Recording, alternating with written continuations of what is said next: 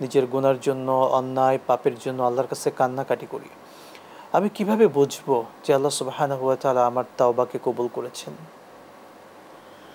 আল্লাহ তাআলা কালামে রাব্বানীতে ঘোষণা করেছেন, ইয়া আইয়ুহাল্লাযীনা আমানু তুবু ইলাল্লাহ তাওবাতান নাসুহা। হে ইমানদার ব্যক্তিরা, তোমরা তওবা করো, তাওবাতান নাসুহা। এটা তওবা নাসুহা বলতে আপনি অতীতে যা কিছু করেছেন তার থেকে সম্পূর্ণ ফিরে এসে মুক্ত হয়ে যাবেন।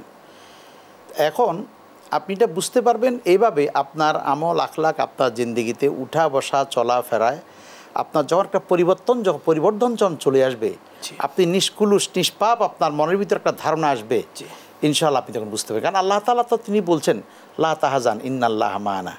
আল্লাহ তাআলা এই কথা বলছেন যে তুমি নৈরাশ হইও না, লা তাকনাতু মির রাহমাতিল্লাহ, ইন্নাল্লাহা ইয়াগফিরুয যুনুবা জামিআ ইন্নাহু হুয়াল গাফুরুর রহিম। তো তাহলে আল্লাহ তাআলা নৈরাশ না হতে যেখানে বলেছেন, ইজা দাওয়াত দাই ইজা দান ফাল ইস্তাজিবু লি ওয়াল ইউমিনু বি লাআল্লাহুম ইয়ারশুদুন। তাহলে আমি তওবা ইস্তেগফার যখন করব, রাসূল পাক সাল্লাল্লাহু আলাইহি ওয়াসাল্লাম বলছেন যে আমি দিনে 70 বার তওবা করি। তাহলে আল্লাহ রাসূল দিনে 70 বার তওবা করতেন। কোথাও 100 বারের কথাও এসেছে, হ্যাঁ, কোথাও 100 বারের কথা আসছে। মোট কথা এত অধিকবার আল্লাহর কাছে তওবার ইস্তেগফার। তো তাহলে আপনি যখন আপনার জীবন এভাবে যখন গঠন করবেন, আপনার মনের ভিতরে একটা তাসাল্লি আসবে, আপনি মুতমাইন হয়ে যাবেন যে আমার তওবা আল্লাহর দরবারে কবুল হয়ে গেছে। তো সুতরাং আসলে আমরা যখনই তওবা ইস্তেগফার করি, আমাদের মনের ভিতরে জানতে হবে যে আমি যা করে ফেলেছি, যা আমার হয়ে গেছে, ভুলকুটি হয়ে গেছে, আল্লাহ তাআলা নিশ্চয়ই আমাকে ক্ষমা করে দিবেন। যেহেতু আল্লাহ তাআলা বলছে ইন্নাল্লাহা ওয়াল গাফুরুর রহিম, তিনি পরম ক্ষমাশীল, পরম করুণাময়।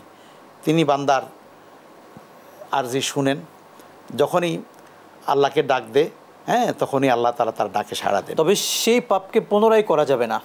হ্যাঁ, পাপের পুনরাবৃত্তি না করে ফিরে আসতে হবে, তার থেকে সম্পূর্ণ তাকে বিরত থাকতে হবে। মোট কথা তাওবা শব্দের অর্থই তো আর রুজু আন মাসিয়াতিল্লাহ, যে মাসিয়াতিল্লাহ, যে সমস্ত গুনাহ থেকে, পাপাচার থেকে, অশ্লীলতা থেকে, ব্যয়াপনা থেকে, নির্লজ্জ থেকে, সব কাজ থেকে তাকে একেবারে তাকে চলে আসতে হবে, ফিরে চলে আসতে হবে। এটাই হচ্ছে তওবা। তো আমার যখনই আমি ফিরে আসব, তখন আমার মনের ভিতরে, অন্তরের ভিতরে একটা তাসাল্লি আসবে, একটা সান্ত্বনা আসবে যে আমার তওবা আল্লাহর দরবারে কবুল হয়ে গেছে। আর তিনি তো তওবা কবুল করার জন্য আল্লাহ তাআলা রেডি হয়ে আছেন। আল্লাহর দরবারে কোনো স্থান কাল পাত্রভেদে সকাল সন্ধ্যা 24টা ঘন্টা তওবার রাস্তা খোলা রেখেছেন আল্লাহ তাআলা।